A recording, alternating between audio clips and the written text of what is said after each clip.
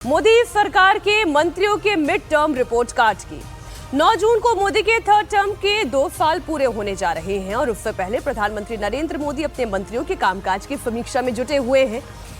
PM Modi मंत्रियों का mid term report card तैयार कर रहे हैं। इसके लिए कल मंत्रिपरिषद की बैठक बुलाई गई। बैठक में सभी कैबिनेट मंत्री, स्वतंत्र प्रभार वाले मंत्री, सभी राज्य मंत्री शामिल हैं। यानी कि प्रधानमंत्री अपने सभी 71 मंत्रियों के साथ बैठक कर रहे हैं और इस बैठक में लगभग 4.5 घंटे तक चलने वाली बैठक में प्रधानमंत्री ने हर मंत्रालय के कामकाज की समीक्षा की। 9 मंत्रालयों का प्रेजेंटेशन भी था। इसमें कृषि, forest, labour, road transport, corporate, विदेश, कॉमर्स, पावर मिनिस्ट्री शामिल है। प्रधानमंत्री ने इस दौरान सभी मंत्रालयों में रिफॉर्म पर जोर दिया और कहा कि जनहित को सर्वोपरि रखकर काम करें। सभी विभागों को निर्देश दिया गया कि फाइलों का निपटारा जल्द से जल्द किया जाए। कम समय में ज्यादा काम करना होगा। कामकाज में सरलता लाने का भी निर्देश दिया गया। साथ ही प्रधानमंत्री ने कहा कि 2047 विकसित भारत केवल एक नारा नहीं है, बल्कि ये एक अटूट कमिटमेंट है। प्रधानमंत्री ने मंत्रियों को यह भी निर्देश दिया कि सरकार की 12 साल की उपलब्धियों को लेकर जनता के बीच जाया जाए। पीएम मोदी ने उन मंत्रालयों और मंत्रियों को भी सख्त हिदायत दी जिनका परफॉर्मेंस रैंकिंग के हिसाब से कमजोर था। पीएम मोदी ने उन्हें अपने परफॉर्मेंस में सुधार लाने के लिए कहा। बताया जा रहा है कि पीएम मोदी ने अपने मंत्रियों का जो रिपोर्ट कार्ड तैयार किया है, उसके मुताबिक टॉप 5 और बॉटम 5 मंत्रालय भी तय किए गए हैं। इसके लिए उन्होंने 2 मापदंड रखे थे। पहला, फाइलों का निस्तारण और दूसरा, पब्लिक ग्रीवेंसेस यानी कि जनता की शिकायत। जिन मंत्रालय ने फाइलों का निपटारा फटाफट किया और जनता की शिकायतों को निपटाने में तेजी दिखाई, उन्हें टॉप 5 मंत्रालयों में रखा गया, जबकि 2 मंत्रालय जो फाइलों को निपटाने में सुस्ती दिखा रहे हैं और जनता की शिकायतों को निपटाने में देरी कर रहे हैं, उन्हें बॉटम 5 में रखा गया। बताया जा रहा है कि बॉटम 5 वाले मंत्रियों को पीएम मोदी ने सख्त हिदायत भी दी है और जल्द से जल्द फाइलों के निपटारे करने का भी आदेश दिया है।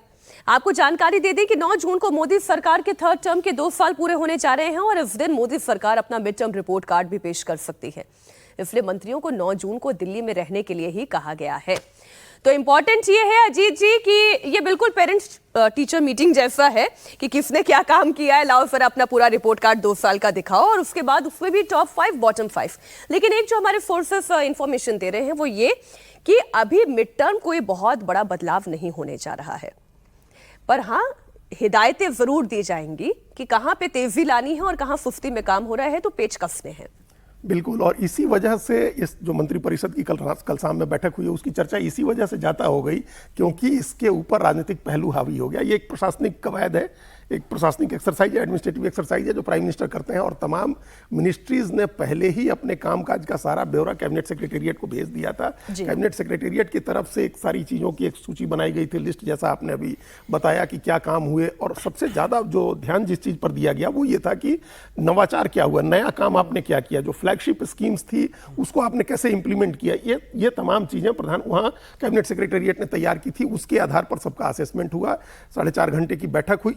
ये एक्सरसाइज है एक एडमिनिस्ट्रेटिव, लेकिन चूंकि 2 साल पूरे हो रहे हैं और पहले दिन से ये चर्चा शुरू हो गई कि कैबिनेट का में फिरबदल होनी है, रिसफल होना है और राष्ट्रीय अध्यक्ष नए बने हैं। 20 जनवरी के बाद से ही इंतजार किया जा रहा है कि वो अपनी नई टीम बनाएंगे। तो संगठन और सरकार दोनों में फेरबदल की जो चर्चा शुरू हुई उसकी वजह से इस पर फोकस, इस पॉलिटिकल नजरिए से फोकस ज्यादा बन गया कि इसमें क्या, इसके पीछे राजनीति ज्यादा देखी जाने लगी। और वो उसका भी एलिमेंट है, ऐसा नहीं है कि उसमें राजनीति का एलिमेंट नहीं है, राजनीति का एलिमेंट है। इस आधार पर असेसमेंट किया जाएगा। निश्चित रूप से प्रधानमंत्री के पास हर मिनिस्ट्री की रेगुलर फीडबैक जाती है। ये एक कंबाइंड फीडबैक आई है। कैबिनेट सेक्रेटेरिएट ने भी अपनी तरफ से मार्किंग करके दिया होगा कि ये काम है, यहाँ काम लैग कर रहे हैं हम लोग, तो उसको ठीक करना है। वहां कौन नया आदमी आ सकता है, कुछ लोगों के विभागों में फेरबदल होने की बात है, कहाँ नया व्यक्ति ले आया जाए, कौन इंपैक्ट वाली मिनिस्ट्री है।